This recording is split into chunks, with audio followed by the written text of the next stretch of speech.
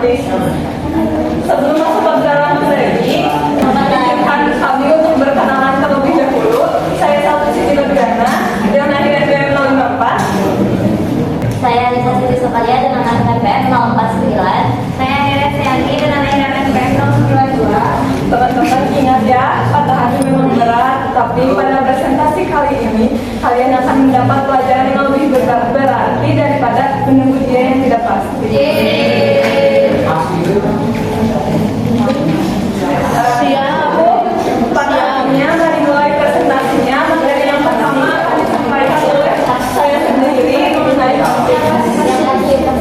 Jadi konflik adalah imbuhan yang terbelah yang terdiri dari dua unsur, yaitu prefix awalan dan buah sufiks akhiran yang dilengkapkan secara bersamaan pada sebuah kata dasar. Kedua unsur ini harus hadir bersama-sama untuk menciptakan makna yang gramatikal dan juga spesifik. Jika hanya salah satu digunakan, makna yang dihasilkan akan berbeda atau bahkan kata tersebut menjadi tidak gramatikal. Contohnya, konfiks yang produktif dalam bahasa Indonesia adalah an oleh prefix ke dan sufiks an, beran, dan peran. Selanjutnya akan disampaikan oleh rekan saya kepada Lisa.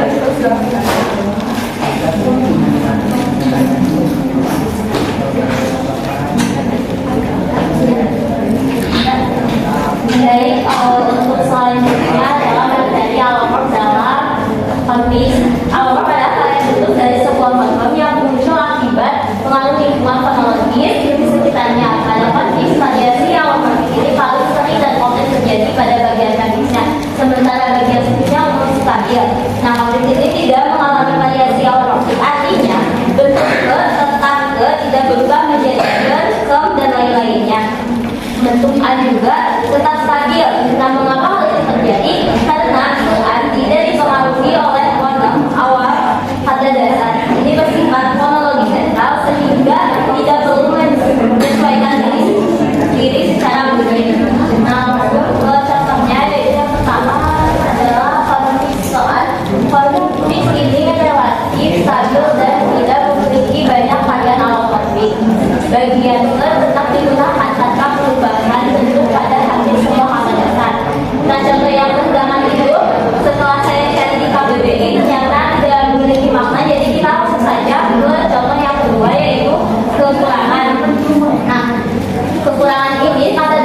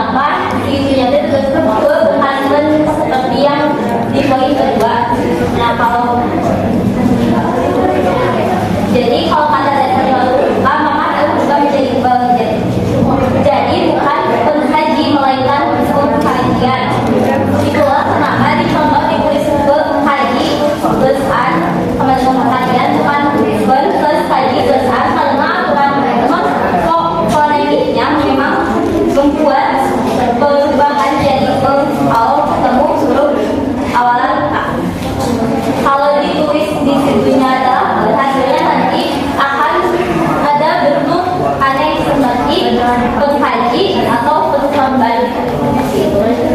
Contoh yang untuk dasar bentukan awalan B, D, E, Y, maka bennya itu jadi ben yang sebenarnya itu yang bisa kita pakai. Contoh dasarnya itu kata datang yang awalan hurufnya itu D menjadi pendatangan. Kata maknanya itu hal datang, dan untuk contoh selanjutnya bennya itu berubah menjadi an. Untuk kata dasarnya itu jika bertemu dengan huruf awalan kata awalan B, P, dan F. Contohnya itu pada kata dasar baca. Kata dasar ya menjadi pembacaan, dan selanjutnya itu untuk dasar berbangun awalan S, maka pennya itu akan menjadi pen-an. Jadi contohnya itu pada kata salin menjadi penyalinan. Untuk kata dasar berbangun awalan L, maka pennya itu akan menjadi pel-an. Pada contoh katanya itu pada lindung menjadi perlindungan.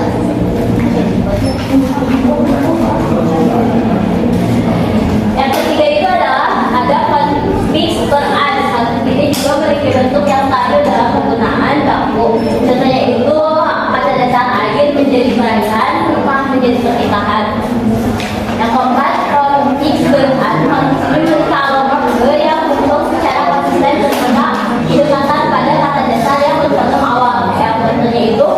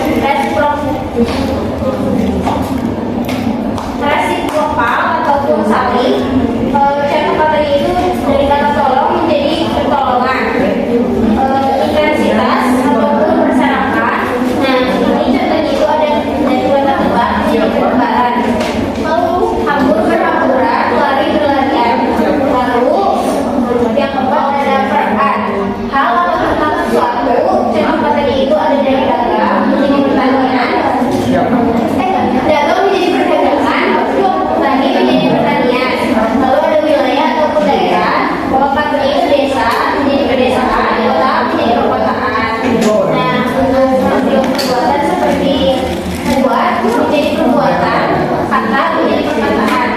Nah, dengan memahami fungsi semantis ini, penuntut bahasa Indonesia dapat lebih tepat dalam mengambil konteks yang sesuai untuk mengungkapkan makna yang diinginkan. Ya, dari saya mengucapkan Terima kasih kepada Hani yang telah memaparkan materi mengenai fungsi gramatis dan sesi pemaparan materi telah selesai. Dan selanjutnya ada sesi tanya jawab yang akan dibuka 2 sesi dengan masing-masing sesi dibatasi dengan 3 orang penanya. Yang ingin bertanya silakan angkat tangan. Kepada Maya, Alifa, Nabila, silakan. Ada siswanya dengan NPM 091. Untuk pertanyaannya, dalam bahasa Indonesia, konflik seringkali didefinisikan sebagai morfem terikat yang diletakkan secara serentak, prefik dan sufik. Jika salah satu unsur prefik dan atau sufik dapat muncul tanpa pasangan dan tetap fungsional, misalnya ber dan an, apakah morfis harus selalu memperlakukan konflik sebagai satu kesatuan morfem tunggal, atau lebih tepat memperlakukannya sebagai gabungan dua morfem terpisah yang terdistribusi secara kooperatif. Sekian dari saya, terima kasih. Perkenalkan, nama saya Ali Nada dengan akhir NPM 043. Untuk pertanyaannya, di media sosial banyak istilah baru muncul bukan dari konflik, tapi dari gabungan kata atau campuran bahasa asing, seperti self-healing atau scrolling. Menurut kalian, jika tren ini terus berlanjut, apakah fungsi konflik dalam bahasa Indonesia akan terhentikan? Terima kasih, sekian. Baik, perkenalkan nama saya Maya Saita dengan akhir NPM 052. Izin bertanya, kan banyak istilah akademik yang terbentuk dari konflik, misalnya kata penelitian dan pengajaran. Nah, menurut kalian tanpa konflik, apakah kita tetap bisa memiliki istilah akademik yang rapi atau justru akan berantakan? Sekian, terima kasih. Baik, 3-8 menit lebih berlalu.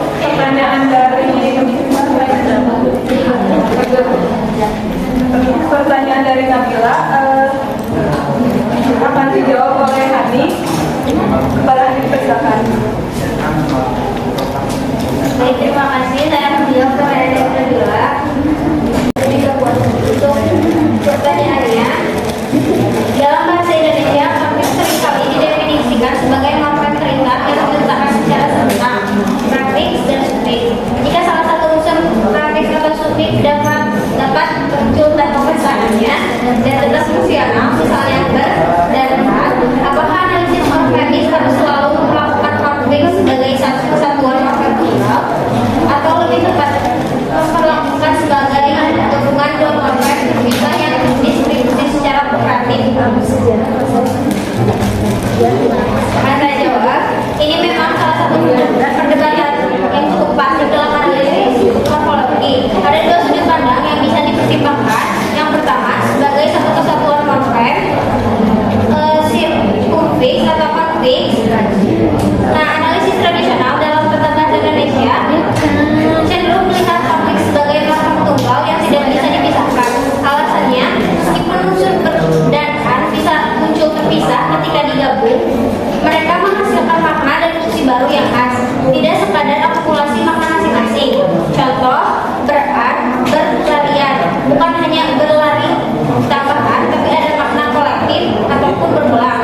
Yang kedua, sebagai gabungan dua morfem terpisah, ada prefix dan sufiks kooperatif. Nah, dari sudut pandang morfologi generatif atau distribusional, bisa saja dianalisis sebagai dua morfem bebas yang kebetulan bekerja sama.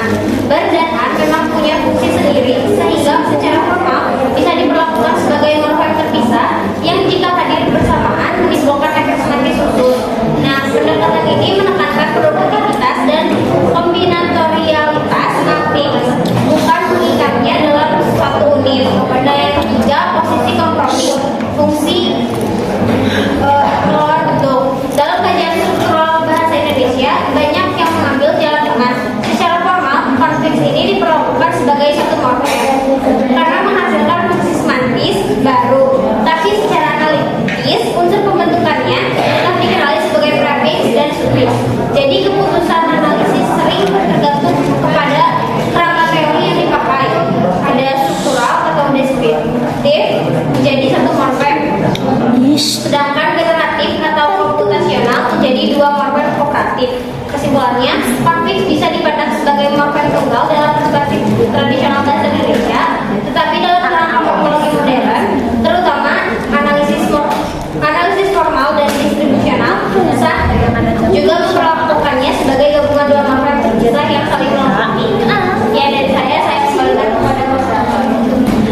Terima kasih kepada yang telah menjawab pertanyaan dari Nabila. Untuk Nabila, apakah cukup?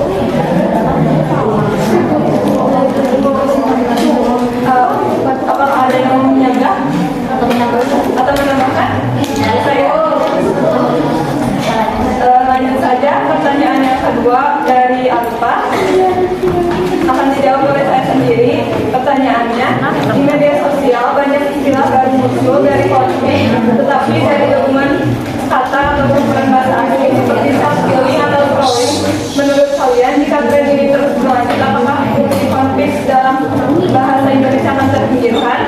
Jawabannya, kita bisa mempertimbangkan beberapa hal, seperti contohnya karena bahasa itu dinamis, bahasa itu berkembang sesuai kebutuhan masyarakat, media sosial mempercepat masuknya istilah baru, apalagi yang lebih ringkas atau trendy.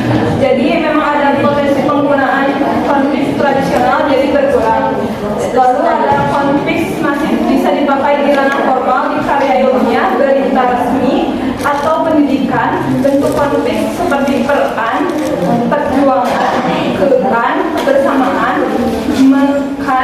melakukan masih jadi pilihan utama, jadi fungsinya masih tetap terjaga. Lalu yang ketiga, terjadi percampuran bentuk alih-alih hilang, konflik juga beradaptasi. Misalnya muncul bentuk hybrid kayak nge-share, di-upload, nge-share yang menggambarkan bahasa asing dengan pola artisasi Indonesia. Ini membuktikan bahwa fungsi konflik masih hidup, hanya saja ikut menyesuaikan. Lalu identitas bahasa tetap dipertahankan, walaupun tren asing masih semakin kuat, masyarakat bisa biasanya akan tetap menyeimbangkan dengan penggunaan struktur asli. Mungkin sekian.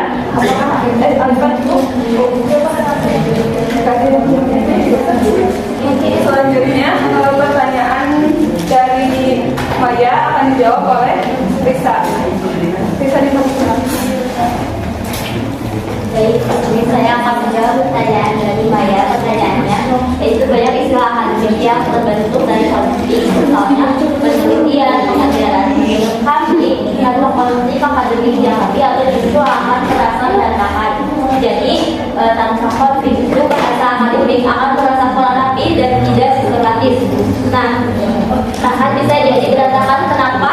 Karena konflik berfungsi mengubah kata dasar menjadi istilah yang lebih abstrak, formal, dan konseptual. Misalnya itu, kalau kita hanya pakai kata aja, itu masih bersifat konflik. Contohnya, saya ajar adik membaca. Tapi kalau diberi konflik menjadi pengajaran, maknanya lebih luas, formal, dan sistematis. Contoh, metode pengajaran guru memengaruhi pemahaman siswa.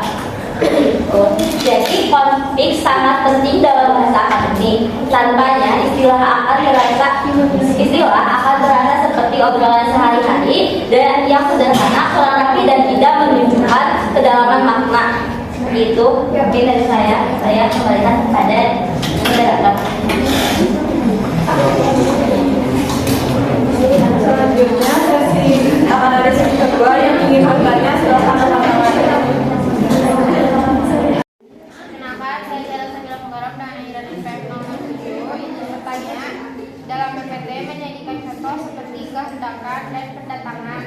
Nah, yang jarang dipakai dalam sehari-hari. Nah, kenapa pakai contoh yang dipilih? Kenapa contoh yang dipilih itu bukan kata yang lebih lanjut gitu? Dan bagaimana dampaknya nanti terhadap pemahaman audiens? Nama saya Airin Pita dengan akhir NPM 065. Izin bertanya, pada kata ngaji dan kaji itu kan beda. Apakah kata ngaji menjadi kata pengajian itu merupakan konflik juga jika ia masuk ke bagian yang mana, karena yang dijelaskan tadi konflik PN itu hanya ada pemahan, penihan, pemahan, dan pelaan. Sekian dari saya, terima kasih. Sampai 8 menit mungkin telah berlalu. Selanjutnya pertanyaan.